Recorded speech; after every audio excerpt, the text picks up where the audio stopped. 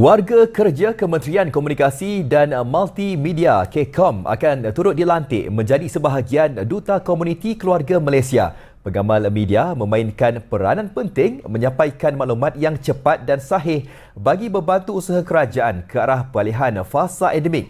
Laporan lanjut kita berlintas langsung bersama wartawan Nor Liana Zulkifli di Kanga Perlis sempena program Jelajah Aspirasi Keluarga Malaysia. Silakan Liana. Baik, terima kasih Fad yang berada di Wisma Bernama. Hari kedua Jelajah Aspirasi Keluarga Malaysia di Kanga Perlis, kemeriahannya terus dirasa. Hari ini kemuncaknya kerana begitu ramai sekali pengunjung dari dalam dan juga luar negeri hadir hari ini untuk bersama-sama melihat sendiri perkhidmatan yang disediakan oleh kerajaan dan juga melihat sendiri apa sahaja yang menjadi produk-produk utama yang dijual oleh penjual ataupun usahawan IKS kita di sini. Dan Kementerian Komunikasi dan Multimedia pada semalam Yang Amat Berhormat Perdana Menteri Datuk Seri Ismail Sabri Yaakob melancarkan Duta Komuniti Keluarga Malaysia dan Kementerian Komunikasi dan Multimedia sebagai penyelarasnya bagi program tersebut. Dan ketika ini saya bersama dengan Yang Berhormat Timbalan Menteri Komunikasi dan Multimedia Datuk Zahidi Zainul Abidin untuk memperincikan berkenaan Duta Komuniti. Terima kasih Datuk kerana sudi bertandang ke Reruai Bernama hari ini. Okey, terima kasih. Hari ini maknanya kita melihat program pelancaran aspirasi keluarga Malaysia dan pelancaran Duta Komuniti. Dan kita lihat hari ini bernama sama-sama melibatkan diri. Selain daripada RTM, bernama juga adalah sebuah berita TV untuk rakyat yang pasti, benar dan sahih. Dan kita minta hari ini bahawa bernama akan terus memainkan peranan sebab kita lihat bernama selain daripada berita ada TV, ada RTM, portal dan sebagainya. Dan kalau boleh kita lihat kerajaan nak meluaskan peranan bernama ni untuk melibatkan dalam usaha-usaha penyampaian berita dan juga melibatkan diri dengan komuniti keluarga Malaysia ni dalam usaha kita untuk membantu dan memberi perkhidmatan yang terbaik kepada rakyat. Termasuklah kalau boleh kita nak oleh bernama ni bukan saja di peringkat nasional, tetapi satu hari kita harap akan menyalur berita yang pasti, sahih dan benar di peringkat internasional dan peringkat ASEAN. Terima kasih. Okey, Datuk, menyentuh berkenaan Duta Komuniti ini, kita ada sasarannya. Semalam Yang Amat Berhormat mengatakan untuk fasa pertama sehingga bulan April ni kita nak mencapai 30,000 Duta Komuniti di seluruh negara. Tetapi di KCOM sendiri, berapa ramai Duta akan dilantik dalam perancangan daripada KCOM sendiri? Okey, terima kasih. Pertama sekali, kalau daripada KCOM sendirilah, kita akan melibatkan. Maknanya di sini saja kita usaha bahawa target kita ni kalau boleh 10,000 ni daripada usaha KCOM sendirilah. Di antaranya kita lihat Jabatan Penerangan akan cuba mencari duta sukarelawan untuk Duta Komuniti ini. Di samping itu juga kita ada MCMC Suruhanjaya Komunikasi dan Multimedia yang melibatkan semua telco. Jadi kita minta bahawa MCMC ataupun Suruhanjaya Komuniti ini mencari Duta Komuniti di kalangan semua telco yang ada.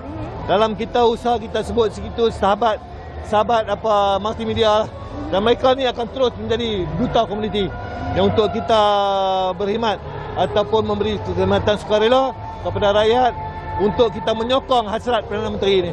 Kan? Datuk, dikafahamkan juga untuk menjadi Duta Komuniti ini memerlukan orang kata budi bahasa yang tinggi untuk menegur. Jadi calon-calon yang bagaimana kriterianya untuk menjadi Duta Komuniti di KCOM sendiri? Okeylah, terima kasihlah. Kita tahu di Malaysia ni ramai rakyat yang mempunyai sikap yang sikap yang prihatin, berhemah dan sebagainya. Amat sedikitlah yang ada perangai yang orang kata suka komen negatif ni, tak ramai.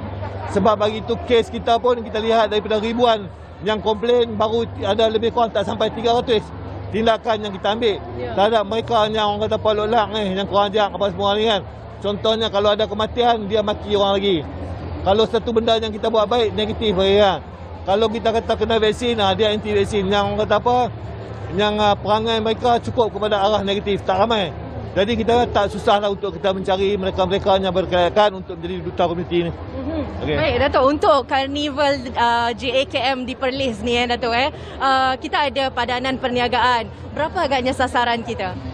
Oh, kalau boleh seramai yang mungkin lah. Kalau boleh nak melibatkan semua mereka yang terlibat dalam perniagaan lah.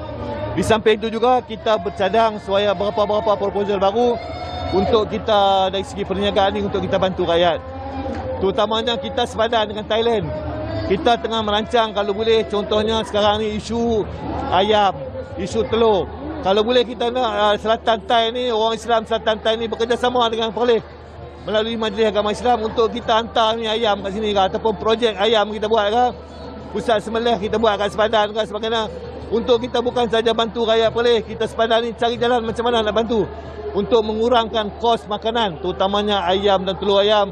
Kalau kita lihat tu macam mana kita dapat di sepadan ni kita dapat melibatkan diri rakyat Perlis ni, terutamanya membantu. Bukan ni perancangan sekarang ni yang ada, dan perancangan ke depan pun kita akan buat untuk membantu, terutamanya membantu rakyat Malaysia ni mengurangkan kos sara hidup untuk menyokong hasrat kerajaan yang ada pada hari ini. Ya, memandangkan Thailand pun juga dah mengumumkan 1 April ni buka sepadan Datuk. Ya, buka sepadan kan. Sebab kita lihat bahawa Selatan Thai ni pun ramai orang Islam. Setun, Petani, Naratiwat, semua ada. Kan lebih kurang berapa wilayah tapi tak ada apa nak buat. So kerjasama Majlis Agama Islam Perlis dengan Majlis Agama Islam Selatan Thai ni bekerjasama dalam mengeluarkan makanan halal, terutamanya untuk rakyat Malaysia. Okey. Datuk, mengenai JKM ni, kita ada pusat media. Apa harapan Datuk untuk pengamal media dan juga bernama khususnya? Okey, terima kasihlah. Baru boleh, maknanya kita tahu bahawa sekarang ni dunia tanpa sepadan. Dan untuk menyampai berita sahih, benar dan bukan yang negatif lah, maka peranan pusat media ni cukup penting untuk terus rakyat mempercayai pusat media ni. Kalau mereka nak dapat maklumat yang sahih, tepat dan pasti, maka pusat media, terutamanya dari bernama RTM dan lain-lain agensi media yang ada lah di bawah kita.